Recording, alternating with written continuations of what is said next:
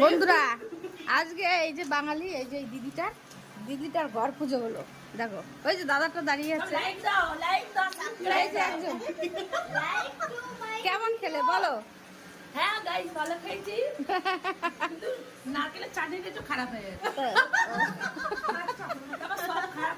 এই জলটা দে আমাকে।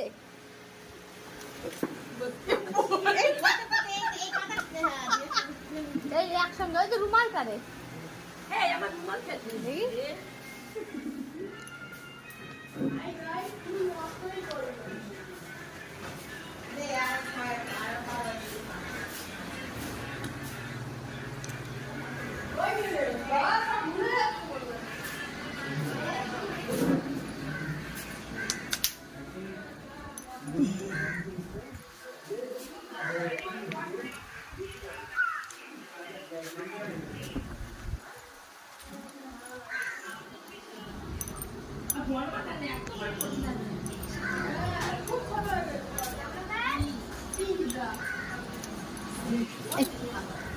যাই হোক